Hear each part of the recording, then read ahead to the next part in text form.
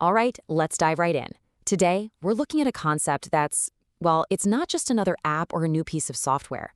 It's a pretty bold vision for how all of humanity could start working together on a planetary scale. It's called the Phoenix Platform, and the whole idea is to tackle our biggest challenges by weaving a much more coherent future. You know, this quote really nails the problem that Phoenix is trying to solve. The thinking here is that we've got all this incredible technology, right? But our systems, our economic, political, and social systems, they're all pulling in different directions. They're just not aligned with each other, and they're certainly not aligned with the health of our planet. And this misalignment, it leads to what a lot of experts are now calling a polycrisis. I mean, think about it. You've got climate change, biodiversity loss, social fragmentation. These aren't separate problems at all. They're all tangled up together. But how do we usually tackle them? In silos.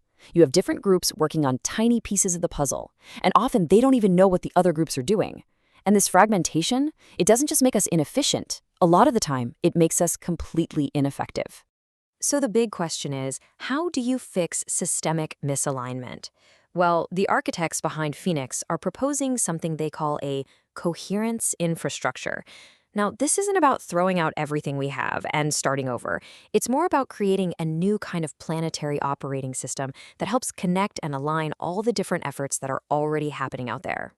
Let's just quickly break down what this means, because the words are really specific. Governed means it has ethical rules. Relational means it's built to understand connections, not just isolated data points. And regenerative, well, that means its goal is to heal and strengthen systems, not just use them up. The whole point is to move us from all this chaos towards, well, wiser coordination.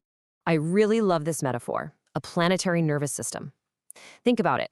Just like your own nervous system lets you sense a problem, like touching a hot stove, and then coordinates an instant whole-body response, Phoenix wants to give humanity a way to sense global challenges and respond with all of our combined collective intelligence. It's a really powerful way to picture it. So, how would a planetary nervous system actually work? Okay, at the very heart of this thing is a core component they call the synergy engine. And this is where the abstract idea of coherence starts to become a really practical tool. You can think of the synergy engine as a kind of master connector or a matchmaker for a better world. It's constantly scanning this huge landscape of countless projects and organizations. So, for example, imagine some small NGO in Kenya develops a brilliant low-cost water filter. The Synergy engine could instantly see its connection to, say, a materials science lab in Germany working on similar polymers, and a social impact fund in Brazil that's looking to back clean water projects. You see, it can reveal these hidden connections and help turn a local solution into a global one, basically overnight. And here's the crucial part. The Synergy engine is not about top-down control. Not at all. It's about finding and boosting what systems thinkers call constructive fluctuations. Those little sparks of positive change that are happening all over the place. Think of it like finding the healthiest little saplings in a huge forest and making sure they get enough sunlight. The engine helps these positive sparks grow, connect, and become more stable, allowing a stronger, more regenerative pattern to emerge from the ground up. Okay, so for a system to be a global matchmaker, it's going to need a very special kind of intelligence. And this brings us to the AI that powers the whole thing. And that's the million-dollar question, isn't it? We're not just talking about matching keywords in some database. We're talking about the deep, messy, complex web of relationships between people, between institutions, and even between entire ecosystems. How on earth could an AI possibly grasp all of that? Well, the answer seems to be in a new approach they're calling relationship-aware AI. And this comparison table really makes the difference clear. See, conventional AI is great at optimizing inside a tiny box, like finding the fastest route from A to B. But relationship-aware AI is designed to see the whole playing field. It doesn't just see a static profile of a company. It tries to model the living history of its relationships, the level of trust, the cultural context, and the possible consequences of any decision. The foundation for this new type of AI is something called ethical digital twinning. A digital twin is way more than just data. It's a living, evolving digital representation of something in the real world, whether that's a team, a project, or even an entire watershed. It's designed to track how things change over time, allowing the system to understand them not as static snapshots, but as dynamic, unfolding stories. And the key word here, the one they really emphasize, is ethical. Look, the people designing this system are very clear that this is a potential minefield. The goal is not, and they repeat this, not to create a system of surveillance or top-down control, The goal is to provide tools for better orientation and stewardship, to help all of us see the whole picture so we can act more wisely, all while keeping human dignity and freedom front and center. All right, so we've got the infrastructure and we have the intelligence. But what guides it all? What's the why?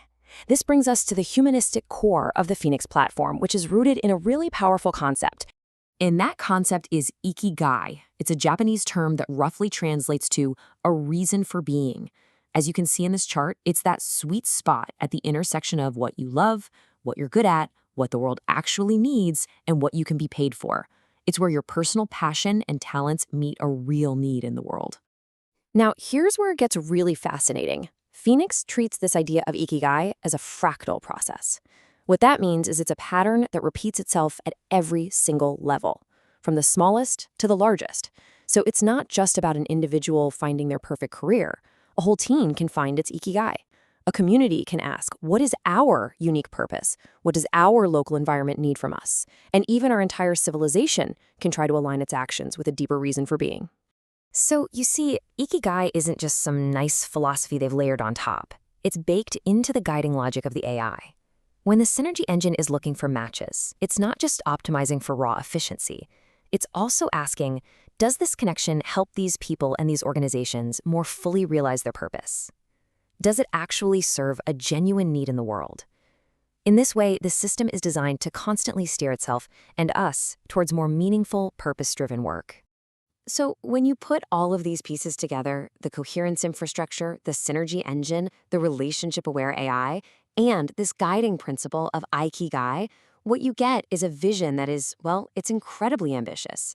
It's aiming for nothing less than a full-on civilizational transition. At the end of the day, the goal is to help us shift from our current extractive paradigm, the whole take, use, and dispose model, to a regenerative one. A paradigm where our human systems are designed to actually work in harmony with nature's systems, strengthening and healing the web of life, instead of constantly tearing it apart.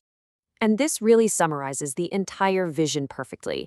It's about a transition from fragmentation to regeneration, from a default mode of competition to a culture of deep collaboration, and from a mindset of just short-term survival to one of long-term stewardship for all the generations that will come after us.